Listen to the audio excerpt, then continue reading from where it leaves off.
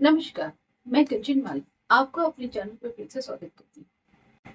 आज हम आधुनिक भारतीयों के अनुवांशिक उत्पत्ति यानी जेनेटिक ओरिजिन्स डीएनए के माध्यम से समय की यात्रा पर आपको लिए चलते हैं। आज की दुनिया में हम और आप इंटरनेट के इस विशाल महासमुद्र में तथ्यों, दस्तावेजों और लेखकों के द्वारा लिखे गए कुछ इंस्क्रिप्शंस, ताम्रलिपियां और किताबों के आधार पर अपने अतीत में झांक पा रहे हैं। और इस विशाल समय चक्र में झांकने में साइंस बहुत ही इंपॉर्टेंट रोल प्ले कर रहा है। क्या आप जानते हैं, हमारे इतिहास के अनसुलझे रहस्यों को खोलने के लिए विज्ञान ने दो अद्भुत तकनीकें दी हैं। पहला कार्बन डेटिंग और दूसरा जेनेटिक्स। कार्बन डेटिंग हमें उस समय की सटीक आकलन करने में मदद करता है। इसमें रेडियो कार्बन यानी C14 की मात्रा मापी जाती है। यह जीवित प्राणियों में होती है और उनकी मृत्यु के बाद धीरे धीरे क्षीण होती जाती है, और कार्बन डेटिंग में इसी को मापा जाता है। इस विधि से 50,000 साल तक की पुरानी चीजों की उम्र को मापा जा सकता है। पुरानी हड्डियों, लकड़ी, पौधे और अन्य जीवित पदार्थों की उम्र का पता लगाने में कार्बन डेटिंग उपयोगी साबित होता है। इसमें हमें यह जानने में मदद मिलती है कि प्राचीन सभ्यताएं कब अस्तित्व में आई और उनका सामाजिक और सांस्कृतिक विकास कैसे हुआ। उदाहरण के लिए 2016 में वैज्ञानिक की एक टीम ने 99 मिलियन साल से भी पहले का एक नमूना खोज निकाला। एक असाधारण रूप से अच्छी तरह से संरक्षित डायनासोर की पूंछ की खोज, जो कि एक अंबर का यह छोटा टुकड़ा म्यांमार के काचिन राज्य में पाया गया था। इसने पुरानी अवधारणाओं को तोड़ दिया। पता चला कि पंखों के घने आवरण वाली एक पूंछ हुआ करती थी डायनासोर्स के पास। चलिए अब हम जेनेटिक्स की बात करते हैं। तो जेनेटिक्स में जीवों के डीएनए का अध्ययन किया जाता है, जो माता पिता से संतानों को प्राप्त होता है। जीवों के बीच जेनेटिकल समानताएं और भिन्नताएं कैसे विकसित हुई, इस विधि द्वारा पता लगाया जाता है। जैसे कि हमें पता है कि डीएनए वह जेनेटिक मटेरियल है जो सारी हेरिडिटरी इंफॉर्मेशन को कैरी करता है। डीएनए क्रोमोसोम्स में होता है और यह दो तरह का होता है, एक एक्स और दूसरा Y chromosome. Y chromosomes males में होते हैं और एक्स फीमेल्स में होते हैं। डीएनए अध्ययन में हमें यह भी पता चलता है कि प्राचीन मानव किस प्रकार की आबादियों से संबंधित थे और वे कैसे प्रवास करते थे और उनके बीच संबंध कैसे विकसित हुआ। उसके अलावा प्राचीन डीएनए के अध्ययन से हम यह भी जान सकते हैं कि प्राचीन मानव बीमारियों से कैसे प्रभावित होते थे और वे किन पर्यावरणीय चुनौतियों का सामना कर रहे थे। तो चलिए एक बेहद दिलचस्प यात्रा पर हम चलते हैं। यहाँ हम जेनेटिक्स के जरिए यह समझेंगे कि आधुनिक भारतीयों की उत्पत्ति कैसे हुई। पिछले एक दशक में डीएनए स्टडीज में तेजी से रिसर्च होने लगा और इससे हमारे पूर्वजों के बारे में कुछ चौंकाने वाले तथ्य सामने आए। यह हमें प्राचीन काल में हुए माइग्रेशन से प्रवास, अलग अलग जनसंख्याओं में आपस में मिलने और प्राचीन मानव जातियों में डीएनए के अंशों ने भारत की जनसंख्या को कैसे आकार दिया बताने में सक्षम हुआ। तो चलिए इस अद्भुत कहानी को जानते हैं, जो भारत के 1 अरब से भी ज्यादा लोगों की डीएनए में लिखी हुई है। आज हम यह समझेंगे कि भारतीयों की जेनेटिक डाइवर्सिटी इतनी खास क्यों। भारत जो दुनिया की सबसे ज्यादा जनसंख्या वाला देश है, हमेशा से ही अलग अलग संस्कृतियां, भाषा और जीन्स यानी जेनेटिक्स का मिश्रण रहा है। यहाँ 1.4 अरब से भी ज्यादा लोग रहते हैं, जो 1600 से भी ज्यादा भाषाएं बोलते हैं और अनगिनत जातियां हैं जो अलग अलग सामाजिक समूहों में रहते हैं। कई सालों तक भारतीयों की इस विविधता को समझने वाले वैज्ञानिकों के लिए मुश्किल हुआ करता था। बहुत समय तक भारतीयों को वैश्विक आनुवंशिक अध्ययन यानी ग्लोबल जेनेटिकल स्टडीज में कम जगह दी गई, जिससे हमारे समझ में बहुत बड़ा गैप आ गया। जबकि यूरोप और अमेरिका के बड़े पैमाने पर आनुवंशिक अध्ययन होते गए, भारत की इस विशाल जनसंख्या के बावजूद यहाँ के लोग ऐसे अध्ययनों में कम ही शामिल हुआ करते। यह आश्चर्यजनक था, क्योंकि भारत दुनिया के लगभग 18% जनसंख्या का प्रतिनिधित्व करता है। अब 2762 भारतीयों की एक बड़े पैमाने पर डीएनए अध्ययन के बाद हमें भारत के लोगों के पूर्वजों की एक साफ तस्वीर मिली है। यह अध्ययन जनसंख्या अनुवांशिकीविद एलिस भास्कर और उनकी टीम द्वारा किया गया। इसमें हम आधुनिक भारतीयों के वंश यानी एंसेस्ट्री के बारे में नई जानकारियां मिलती हैं। इसने हमें आधुनिक भारतीयों के वंश के बारे में नई जानकारियां दी। यह 18 राज्यों को कवर करता है। इसमें ग्रामीण और शहरी दोनों जनसंख्याओं को शामिल किया गया, जो सभी प्रकार की भाषा समूहों को प्रतिनिधित्व करता है।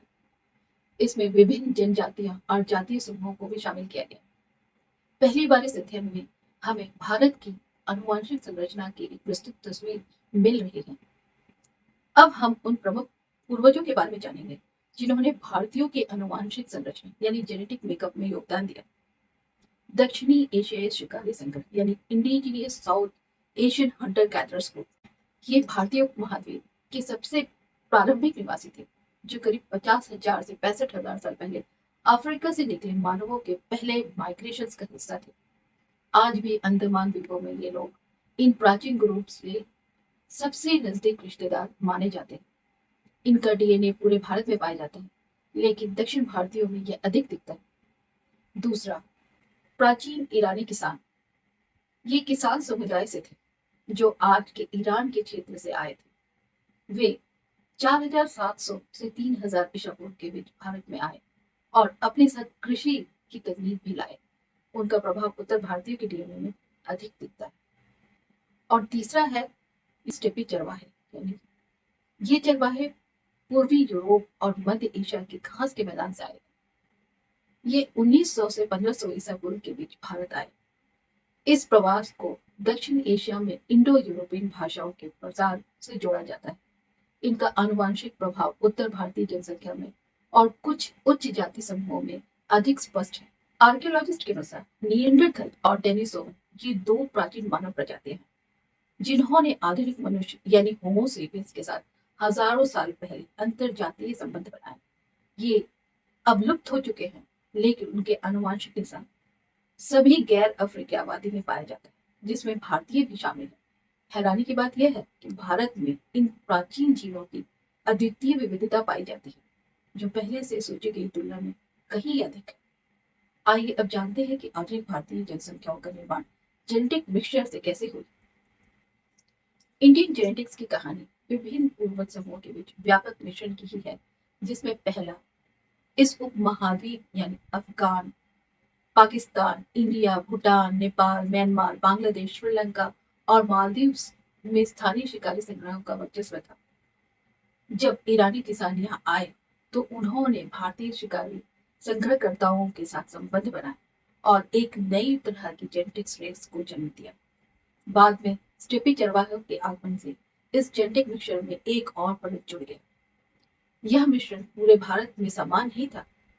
अध्ययन से पता चलता है कि दक्षिण भारतीयों में शिकारी संग्रहकर्ताओं की रेशियो ऑफ जेनेटिक्स फुटप्रिंट्स अधिक है, वहीं उत्तर भारतीयों में ईरानी किसानों और स्टेपी चरवाहों का उनकी जेनेटिक्स में अधिक योगदान है। इसके साथ यह भी पता चलता है कि भारत में उत्तर से दक्षिण की ओर बढ़ने पर जेनेटिक्स मिक्सचर में एक गिरावट देखा जाता है। जहां यूरोप में हंटर एंड गैदरर्स ग्रुप का जेनेटिक्स को बाद की यूरोपीय आबादियों ने रिप्लेस कर दिया था, वहीं भारतीयों में यह अभी भी महत्वपूर्ण मात्रा में बना हुआ है, खासकर दक्षिण भारत में। शोधकर्ताओं ने यह भी पता लगाया कि यह मिश्रण केवल एक तरफा नहीं था जैसा पहले सोचा गया था। उन्होंने प्राचीन ईरानी वंश का एक व्यक्ति ढूंढ निकाला जिसमें भारतीय आनुवंशिकी के संकेत दिखते हैं, जो ये दिखाता है कि यह दो तरफा प्रवास था, एक तरफा नहीं जैसे कि हम पहले सोचा करते थे। यह जटिलता प्रारंभिक सामाजिक संरचनाओं और जेनेटिक वंश के बीच के संबंध से और अधिक स्पष्ट हो जाती। इस अध्ययन की सबसे चौंकाने वाली खोज यह रही कि भारतीय जो आधुनिक भारतीय हैं उनमें प्राचीन मानव डीएनए का खासकर हंटर्स और गैदरर्स ग्रुप की उपस्थिति है और साथ ही विविधता भी है। वही अति प्राचीन मानव प्रजाति निएंडरथल के डीएनए जो अन्य गैर अफ्रीकी जनसंख्याओं की तरह भारतीयों में औसतन 1.48% है। अगर हम यूरोपियों की बात करें तो उनसे थोड़ा अधिक है, जिसमें लगभग 1.3% निएंडरथल डीएनए दिखता है।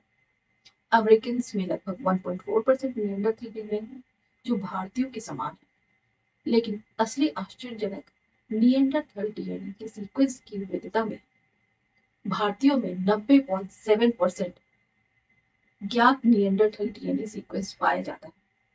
इसके विपरीत यूरोपीय आबादियों को जो ज्योग्राफिकली निएंडरथल मानव प्रजाति के निवास स्थान के करीब है, पर उसमें निएंडरथल डीएनए की इतनी विविधता नहीं पाई जाती। इससे यह संकेत मिलता है कि भारत मानव निएंडरथल अंतरक्रिया के लिए एक महत्वपूर्ण क्षेत्र हो सकता है, जो हमारे निएंडरथल डिस्ट्रीब्यूशन और अंतरजातीय पैटर्न की पिछली समझ को चुनौती देता है।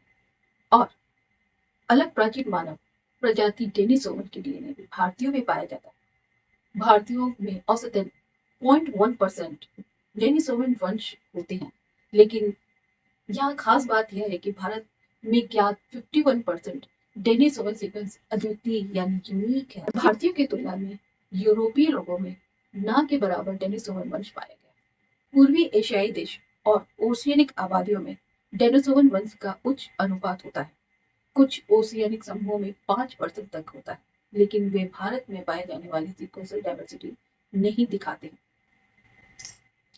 तो भारत में इस हाई डाइवर्सिटी का संकेत यह दिखाता है कि यहाँ कई प्रकार के अंतरजातीय संबंध बने होंगे और आधुनिक मानव यानी होमो सेपियंस और डेनिसोवन के बीच अधिक बातचीत हुई होगी। यह विविधता खास इसलिए भी है क्योंकि अधिकांश विस्तार पूर्वक पुरातात्विक कार्य निएंडरथल पर यूरोप में ही हुआ है, जिससे यह धारणा बनी कि निएंडरथल का प्रभाव वहां सबसे अधिक हुआ होगा। पर भारत में निएंडरथल और डेनिसोवन डीएनए की उच्च विविधता यह बताती है कि उपमहाद्वीपीय मानव प्राचीन प्रजातियों के अंतरजातीय संबंध और जनसंख्या आंदोलनों का एक प्रमुख केंद्र हो सकता है। ये खोज हमारे पिछले के विचार को चुनौती देता है कि निएंडरथल और डेनिसोवन कहाँ रहते हैं और आधुनिक मनुष्य यानी होमो सेपियंस के साथ कहाँ कहाँ उनकी बातचीत हुई होगी। इनमें से सबसे खास बात यह है कि ये डाइवर्सिटी सिर्फ मेल में प्रोमिनेंट है, लेकिन फीमेल्स में साउथ ईस्टर्न हंटर ग्रुप्स और गैदरर्स को प्रोमिनेंटली कैरी करती है। लगभग 99% जीन्स जो महिलाओं से महिलाओं में ट्रांसफर होता है वह इसी ग्रुप का है। हम सब जानते हैं कि 4 तरह के जीन्स का ट्रांसफर होता है। पहला पुरुष से पुरुष को, दूसरा पुरुष से महिलाओं को, तीसरा महिला से पुरुष को और चौथा महिला से महिलाओं को। हम इसी महिला से महिला ट्रांसफर की बात कर रहे हैं। है ना ये आश्चर्य? पर ऐसे कैसे हो सकता है? कोई भी ऐसे कैसे सोच सकता है? हाँ, रिसर्च ने इसका जवाब हमें दे दिया।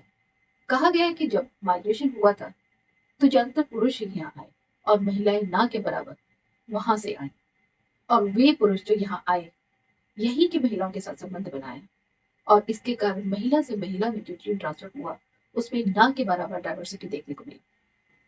इतिहास की दृष्टि से ये निष्कर्ष प्राचीन मानव प्रवासों और अंतरक्रियाओं पर प्रकाश डालते हैं। वे यह संकेत देते हैं कि भारत हजारों सालों से मानव आंदोलनों और मिश्रण का एक चौराहा रहा। यह आनुवंशिक साक्ष्य, पुरातात्विक और भाषाई डाटा का पूरक है, जिससे दक्षिण एशिया में मानव के प्री हिस्टोरिक काल का एक अधिक पूर्ण चित्र मिलता है। यह निष्कर्ष मानव विकास और प्रवास के यूरोसेंट्रिक दृष्टिकोण को चुनौती देता है और मानव की कहानी जो दक्षिण एशिया की महत्वपूर्ण भूमिकाओं को उजागर करता है। तो भारतीय हेरिडिटी की इस गहरी और जटिल कहानी को समझना न केवल हमें हमारी उत्पत्ति का बेहतर ज्ञान देता है, बल्कि यह हमारे स्वास्थ्य और भविष्य को भी आकार देता है। भारतीयों की जेनेटिक्स धरोहर केवल ऐतिहासिक जिज्ञासा का विषय नहीं है, इसका स्वास्थ्य और चिकित्सा अनुसंधान में भी महत्वपूर्ण प्रभाव है। इसकी चर्चा हम आगे की वीडियो में विस्तार पूर्वक करेंगे और यह भी करेंगे कि भारतीयों की विविध आनुवंशिक धरोहर में से उन्हें उपमहाद्वीप के विभिन्न जलवायु और आहारों के प्रति अनुकूल कैसे बनाया और कैसे बनाने में मदद की। अगर आपको यह वीडियो पसंद आ रहा है तो प्लीज लाइक कीजिए, सब्सक्राइब कीजिए ताकि हमारा हौसला बना रहे। धन्यवाद और अगली बार तक के लिए विदा।